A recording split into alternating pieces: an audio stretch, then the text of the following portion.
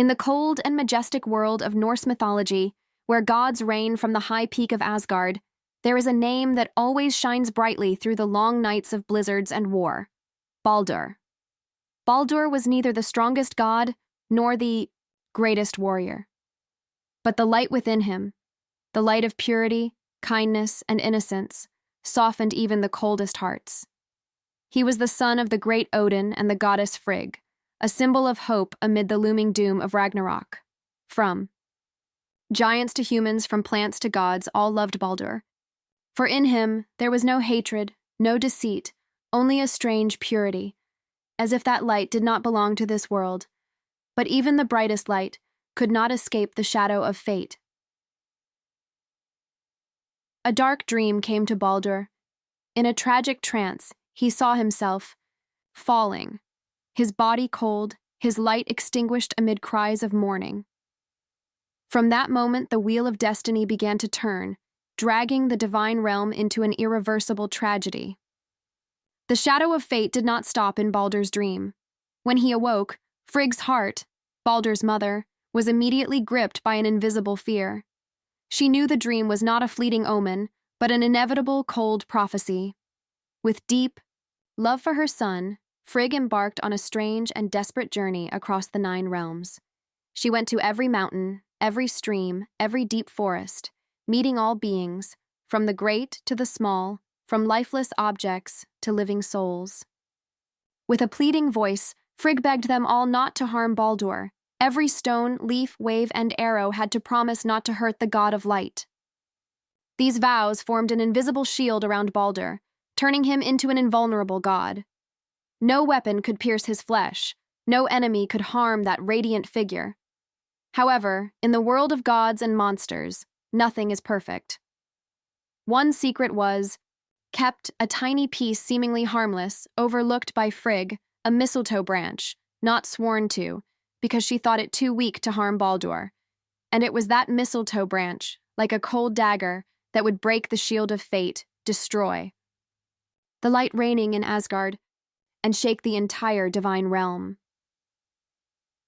Amid Baldur's radiant light, a silent darkness grew. Loki, the deceitful god, filled with deep envy and hatred.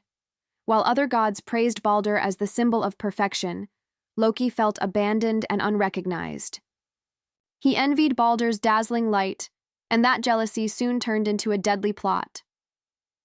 With sharp intellect and unmatched cunning, Loki began weaving a sinister plan. Disguised as an old woman, he sneaked to meet Frigg, Baldur's beloved mother, to probe the final secret.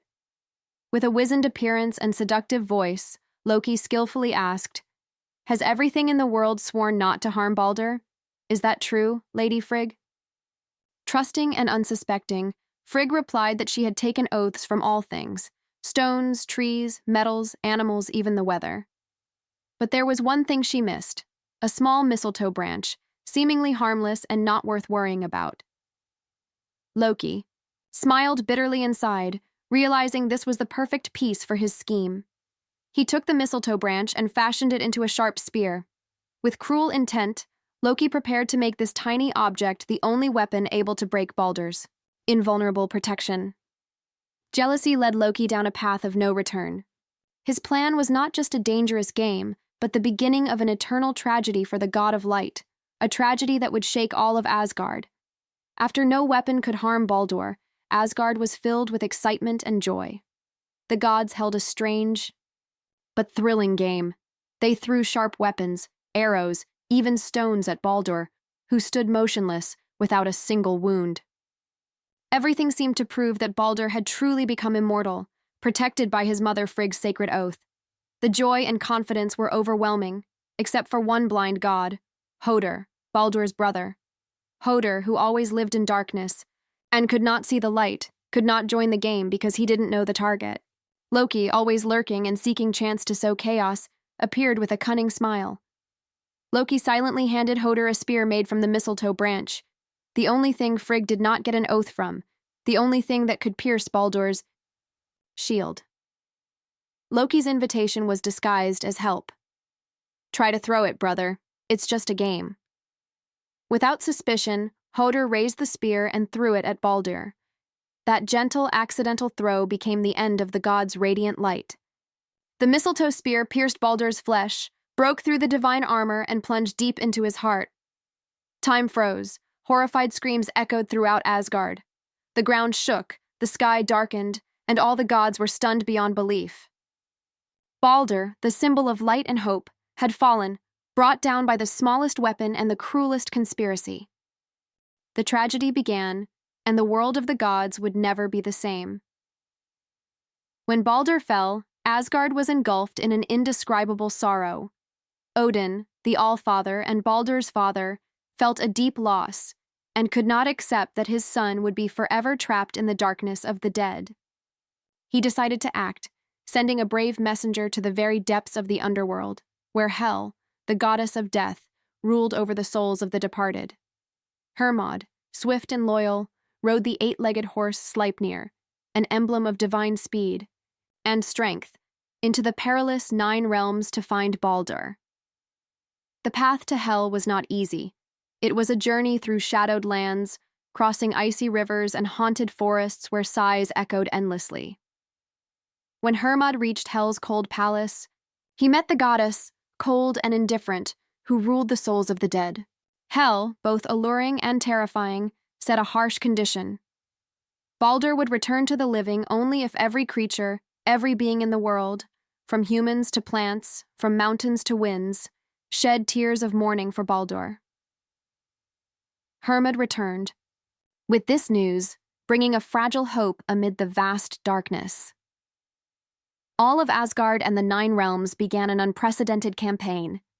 Every creature was called upon to mourn the lost god of light. Faith and unity spread everywhere, but could all truly agree to this cruel demand? A question echoed in the mythic realms. Could Baldur be reborn, or would he remain forever imprisoned in Hel's cold domain? As Hel's decree resonated through the 9 realms, a miraculous power began to spread. From the highest mountains to the deepest forests, from the largest beasts to the smallest blades of grass, all felt Baldur's pain and wept together. Even the cold stones seemed to warm, as if understanding the profound loss of the god of light. Tears fell like precious gems from the sky, joining streams and softening the earth's hardness. The gods themselves could not hold back their tears, kneeling in sorrow for the hero they once revered. Love and respect for Baldur shone on every face, in every sorrowful gaze. Yet, no matter how great this unity, a silent shadow stood unmoved among the tears. A giant figure, hidden beneath the skin of a god, stood still, shedding not a single tear. It was rumored to be Loki, the traitor, the sower of darkness and discord among the gods. The prophecy of Baldur's death was not just a warning, but a prelude to an irreparable tragedy. When the last tear failed to fall, Baldur was forever trapped in Hel's cold realm. The brightest light of Asgard was extinguished, and darkness began to spread, preparing the world for the dark days of Ragnarok. Baldur, the god of light, symbol of purity and hope, fell forever in an unending tragedy. His passing left a deep wound in Asgard's heart, throwing the gods into chaos and despair. The once brilliant light became a distant memory, while darkness slowly spread, signaling the coming doom of Ragnarok, the inevitable destruction of the divine world. Though Baldur could not return to life, his story was never forgotten. The tragedy, the prophecy, and the god's loyalty were passed down through generations as a profound lesson about fate, love, and sacrifice. Baldur became a symbol of light overshadowed, but also an undying flame in the hearts of those who believe in hope.